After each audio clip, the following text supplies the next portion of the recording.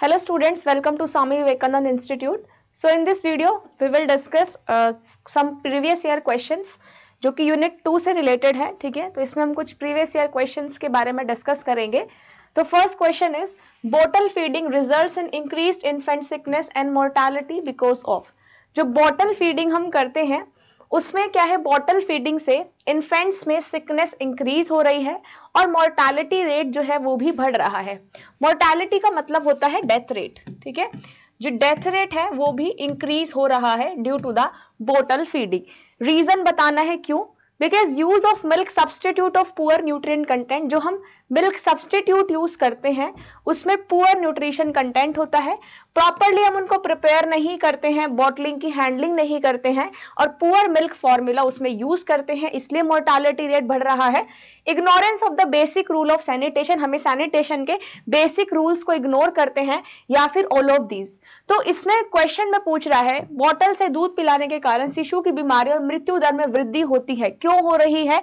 यहाँ पे जो ऑल ऑफ द अबव मतलब सारी स्टेटमेंट क्या हो जाएंगी, करेक्ट। क्योंकि डेथ रेट बॉटल फीडिंग से इसलिए बढ़ रहा है क्योंकि हम सबसे पहले तो क्या है, ऐसे मिल्क सब्सटीट्यूट को यूज करते हैं जिसकी पुअर क्वालिटी हो, पुअर न्यूट्रिएंट कंटेंट हो, अच्छे से प्रिपरेशन नहीं कर रहे हैं, बॉटल्स की हैंडलिंग नहीं कर रहे हैं और सैनिटेशन भी यहाँ पर प्रॉपर नहीं रख रहे हैं। इसलिए जो बॉटल फीडिंग है उससे इन्फेंट रेट जो है, मोर्टालिटी रेट जो इन्फेंट्स में वो बढ़ता जा रहा है। Next question is saying mortality rate for artificially fed infants is more in the lower economic group।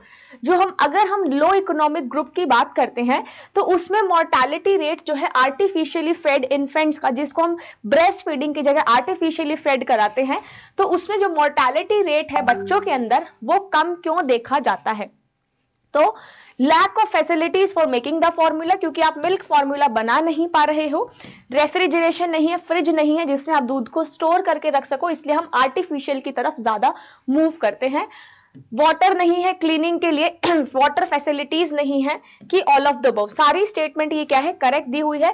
क्योंकि जो मोर्टालिटी रेट जो है वो कम क्यों है, मोर्टालिटी रेट जो आर्टिफिशियली फैड इन्फेंट्स का है वो ज्यादा इसलिए है लोअर इनकम ग्रुप में, क्योंकि फैसिलिटीज नहीं है, प्रॉपर मिल्क फॉर्मुलेट नहीं कर पा रहे हैं, फ्रिज की कमी है, पानी नहीं है प्रॉपर क्लीनिंग के लिए, और ये सारी स्टेटमेंट क्या है, करेक्ट है। इसलिए option number D is the correct answer. Now coming to the third question, what does lactagogues do. Lactagogues क्या करते हैं, stimulate the milk production, provide nutrient to mother, give multivitamin to child, या all of the above. तो यहाँ पे अगर मैं लैक्टोगोग्यूज की बात करूं तो लैक्टोगोग्यूज जो है वो मिल्क प्रोडक्शन को स्टिमुलेट करने में हेल्प करता है।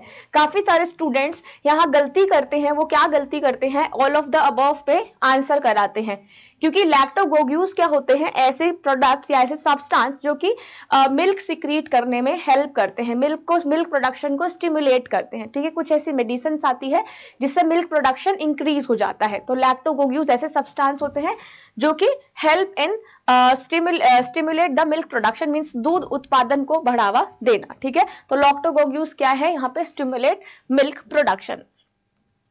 Now next question is what kind of changes occur in liver and biliary in case of old age। Old age में लिवर में क्या क्या चेंजेस आते हैं वो बताना है।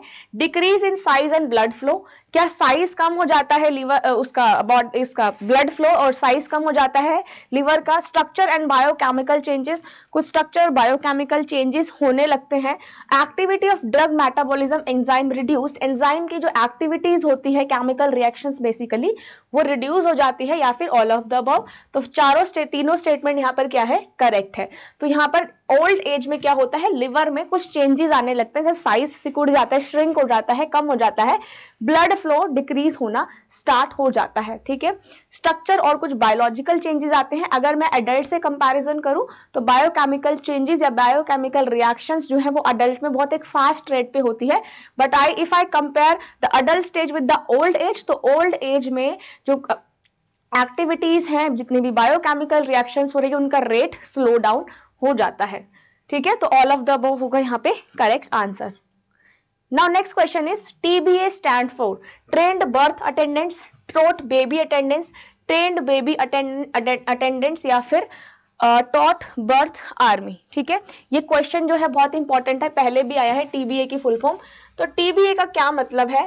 Trend birth attendance. ठीक है, ट्रेंड बर्थ अटेंडेंस होता है टीबीए, दैट इज परीक्षित जन्म परिचारी कार्य। ठीक है, that is trend birth attendance. ठीक है, तो ये याद रखना इसकी फुल फॉर्म, क्योंकि बहुत बार एग्जाम में पूछी जाती है। क्लियर?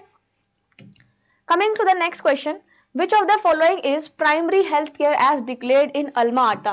अल्मा आटा ने सबसे पहले किसको प्राइमरी हेल्थ केयर डिक्लेयर किया था? Promotion of food supply and proper nutrition, prevention and control of endemic disease, provision of essential drug और ऑल ऑफ दीज।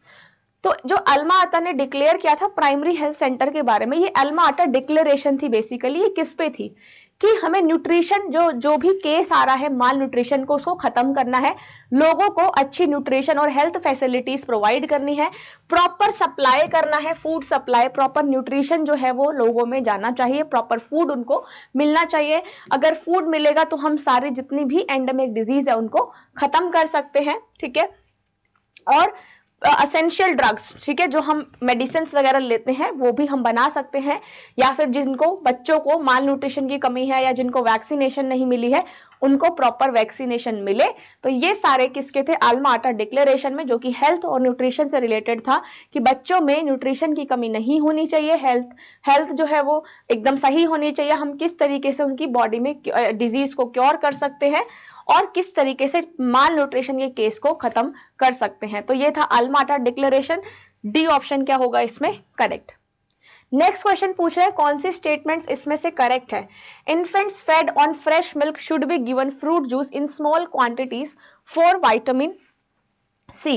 इन्फेंट्स जो हम फ्रेश मिल्क देते हैं बच्चों को, ठीक है, उस infant fade on fresh milk should be given, हम उनको फ्रूट जूस भी दे सकते हैं स्मॉल क्वांटिटीज में, क्योंकि फ्रूट जूस में क्या होता है? विटामिन सी होता है। ठीक है, सेकंड स्टेटमेंट बोल रहा है vitamin D is obtain from liver oils, eggs, yolk, milk and exposure to the sunlight. ठीक है, विटामिन डी किससे मिलता है? लिवर से, liver oil, egg yolk, milk and जब सनलाइट हम लेते हैं। ठीक है, विटामिन डी क्या है? कैल्सीफिरोल।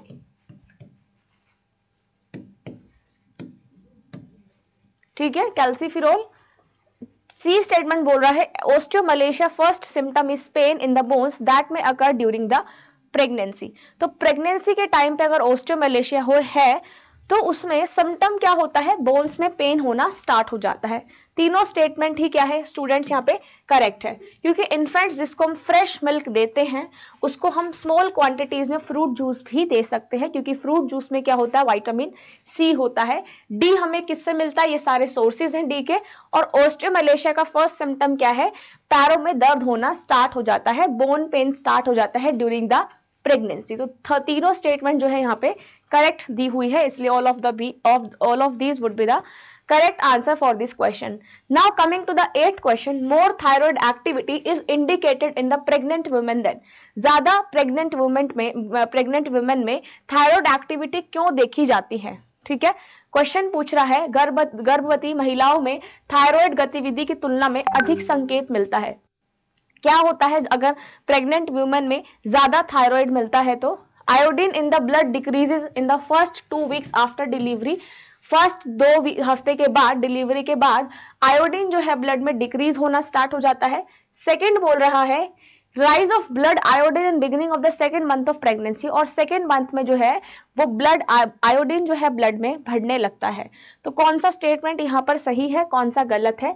तो दोनों स्टेटमेंट यहाँ पे करेक्ट है स्टूडेंट्स, क्योंकि जो थायराइड एक्टिविटी होती है mainly in the pregnant women, वो after the delivery iodine blood में कम हो जाता है, लेकिन सेकेंड मंथ अगर प्रेगनेंसी का है तो उसमें ब्लड आयोडीन में क्या, आयोडीन जो है ब्लड में वो बढ़ जाता है। तो दोनों स्टेटमेंट यहाँ पे क्या हो जाएंगे? दोनों स्टेटमेंट इज करेक्ट। ठीक है, तो ऑप्शन नंबर सी जो है वो करेक्ट आंसर हो जाएगा। Now next question is all the cardiovascular adaptation can lead to.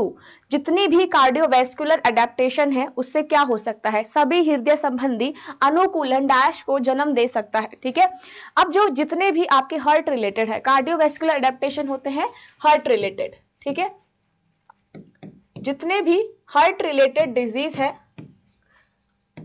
उससे क्या क्या सिम्टम्स हो सकते हैं, palpitation, dizziness, decrease exercise tolerance और ऑल ऑफ दिस, ठीक है। जब अगर हार्ट रिलेटेड कुछ डिजीज है तो पैल्पिटेशन भी हो सकती है, मतलब तेज तेज हार्ट बीट भी हो सकता है, डिजीनेस चक्कर भी आ सकते हैं, एक्सरसाइज टॉलरेंस कम भी हो सकती है, आप उस तरीके से उस स्केल पे एक्सरसाइज नहीं कर सकते जिस तरीके से नॉर्मल जो लोग हैं वो करते हैं, तो इसलिए सारे ऑप्शन जो होंगे वो करेक्ट हो जाएगा। Option number D is the correct answer. Clear? Now coming to the next question, which of the following statements are characteristic of cephalocaudal development? cephalocaudal development कौन सा है? It consists of development that start at the top down of the body and working its way down. It occurs from the center or core of the body in an outward direction. In this pattern is largely completed by beginning of the childhood. तो question is asking कि कौन सा सिफेलोकोडल development है, ठीक है। सिफेलोकोडल development, इसमें दोनों ए और सी करेक्ट है, बी वाला क्यों नहीं है? क्योंकि ये सेंटर से स्टार्ट नहीं होता। देखो, अगर मैं सिफेलोकोडल डेवलपमेंट की बात करती हूँ तो जो बच्चों में सिफेलोकोडल डेवलपमेंट होता है वो कैसे होता है? फ्रॉम टॉप टू डाउन, ठीक है। कैसे होता है? टॉप से डाउन, पहले जैसे सर है, सर से पैर तक जाएगा, ठीक है। जो डेवलपमेंट होगा that is from head to toe. और यहाँ पर जो सेंटर से, जैसे मान लो सेंटर डेवलपमेंट हुआ, फिर एक्सट्रीमिटीज डेवलपमेंट हुई, एक्सट्रीमिटीज मतलब हाथ पैर डेवलप हुए, उसको हम बोलते हैं प्रोक्सिमोडिस्टल, ठीक है। इस डेवलपमेंट को बोलते हैं प्रोक्सिमोडिस्टल डेवलपमेंट। और जो हेड टू टो होता है वो सिफेलोकोडल, इसलिए बी स्टेटमेंट गलत हो जाएगी। सिफेलोकोडल में क्या होता है? यहाँ पर it is largely completed by the beginning of the childhood, ठीक है। जब चाइल्डहुड आने वाला होता है तब तक ये क्या हो जाता है? खत्म हो जाता है। तो option number D is the correct answer, right. तो दो तरीके के होते हैं, एक सिफेलोकोडल और एक प्रोक्सिमोडिस्टल। सिफेलोकोडल होता है हेड टू टो और प्रोक्सिमोडिस्टल होता है सेंटर से बाहर की तरफ। Coming to the next question, clear fluid diet is given to the patient suffering from. Clear fluid diet जो है वो कब दी जाती है? ठीक है, क्लियर फ्लूइड डाइट कौन सी होती है? जो एकदम क्लियर होती है, ठीक है, उसमें हल्का सा भी पल्प नहीं होता है।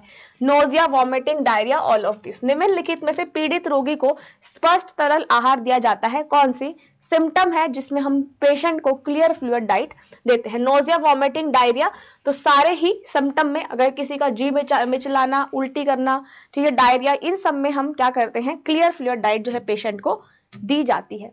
Which mineral should be provided to the patient after surgery? Surgery के बाद पेशेंट को कौन सा मिनरल दिया जाता है? Iron, ascorbic acid, vitamin B या फिर ऑल ऑफ दिस। सर्जरी के बाद मरीज को कौन सा खनिज प्रदान किया जाता है? कौन सा मिनरल दिया जाता है? यहाँ पे सारे ही ऐसे मिनरल्स और वाइटामिन है, iron, ascorbic acid and B12। B12 क्या है? साइनोकोएल्बमिन, राइट। तो ये सारी चीजें जो है एक पेशेंट को दिया जाता है आफ्टर द सर्जरी, क्योंकि सर्जरी के बाद जो सबसे ज्यादा लॉस होता है वो विटामिन और मिनरल्स का ही होता है, ठीक है। सर्जरी के बाद जो सबसे ज्यादा लॉस होता है वो विटामिन और मिनरल्स का ही होता है, इसलिए पेशेंट को सारी चीजें दी जाती है, iron, ascorbic acid and B12। कौन सा स्टेटमेंट करेक्ट है? Soft diet is soft in texture and consist of liquid and semi solid diet. जो सॉफ्ट डाइट है सॉफ्ट होती है और consist of liquid and semi solid, ठीक है। सॉफ्ट डाइट में लिक्विड नहीं आता है, ठीक है। Blend diet is given to the patient when they are actually ill and have marked influence to the food। क्या यहाँ पर ब्लेंड डाइट हम तभी देते हैं जब पेशेंट इल हो? नहीं, ठीक है। आप ब्लेंड डाइट वैसे नॉर्मल डेज में भी ले सकते हो, जैसे किसी को ओबेसिटी है, किसी को वेट लॉस करना है, तो उसमें भी हम ब्लेंड डाइट ले सकते हैं। Fluid diet is a diet with non irritating chemically blend and inhibit gastric secretion. Fluid diet क्या है? इरिटेट नहीं करती है, पूरा फ्लूइड होता है, ठीक है, जिसकी वजह से गैस्ट्रिक सिक्रेशन नहीं होता है। तो ये स्टेटमेंट करेक्ट है, क्योंकि फ्लूइड डाइट एक ऐसी डाइट है जो कि गैस्ट्रिक सिक्रेशन को इनहिबिट करती है और इसको हम केमिकली ब्लेंड करते हैं, इरिटेट ये बॉडी को नहीं करती है। लेकिन जो सॉफ्ट और सेमी सॉलिड है वो that might be irritate to a body. Half diet provide low calories and the total energy requirement of the day. क्या half diet low calories provide करती है? ऐसा नहीं है, ठीक है। तो ऑप्शन नंबर सी यहाँ पे करेक्ट हो जाएगा। Now coming to the next question, the therapeutic diet refers to. Therapeutic diet हम किसको बोलते हैं? A diet which control intake of certain food और nutrient, liquid diet, protein diet या ओनली सॉफ्ट डाइट। तो थेराप्यूटिक डाइट ऐसी diet होती है जो कि ना सिर्फ न्यूट्रिएंट्स की पूर्ति करती है, जबकि यहाँ पे जो डिजीज है उसको भी क्योर करने में मदद करती है। जैसे मैं एग्जांपल दूं माल न्यूट्रिशन का, ठीक है, अगर किसी बच्चे की बॉडी में माल न्यूट्रिशन है तो हम उसको थेराप्यूटिक डाइट फॉर्मुलेट करके दे सकते हैं, ठीक है। जैसे F75 फॉर्मूला मिल्क, F100, है ना, ये सारे क्या है, कुछ ऐसे थेराप्यूटिक डाइट्स दी जाती है जो कि ना सिर्फ न्यूट्रिशन की कमी को पूरा करती है, जबकि जो डिजीज है उसको भी क्योर करने में मदद करती है। तो थेराप्यूटिक डाइट एक ऐसी डाइट है विच control intake of certain food और न्यूट्रिएंट्स, इसको हम क्या बोलते हैं, therapeutic diet.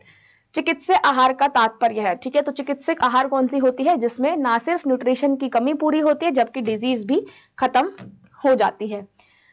Next question is complex carbohydrate are recommended in diabetic diet. क्या हम कॉम्प्लेक्स कार्बोहाइड्रेट को रिकमेंड करते हैं डायबिटिक डाइट में, क्योंकि कॉम्प्लेक्स कार्बोहाइड्रेट का लो ग्लाइसेमिक इंडेक्स होता है। अब ये जीआई का मतलब क्या है, जिसको हम ग्लाइसेमिक इंडेक्स बोलते हैं।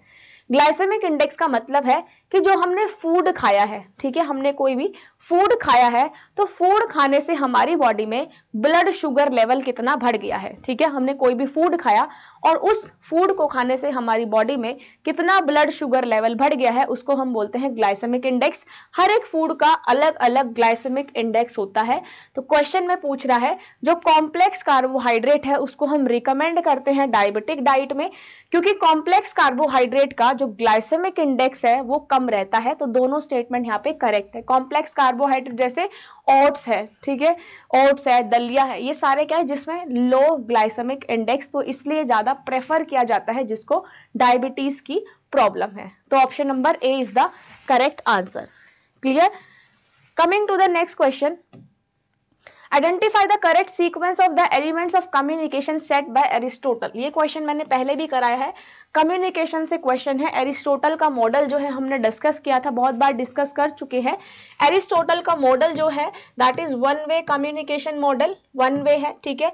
किस पे फोकस करते हैं, सेंडर फोकस करते हैं, सिर्फ सेंडर पे फोकस किया जाता है। रिसीवर देखो रिसीवर इसमें एब्सेंट नहीं है लेकिन रिसीवर प्रेजेंट है, बट हमें रिसीवर से कोई मतलब नहीं है। तो यहाँ पर आप ऐसा नहीं बोल सकते कि रिसीवर नहीं है, रिसीवर इज प्रेजेंट, बट यहाँ पर हम रिस्पॉन्सिबल नहीं है कि रिसीवर को हमारा मैसेज मिल रहा है या फिर नहीं मिल रहा है।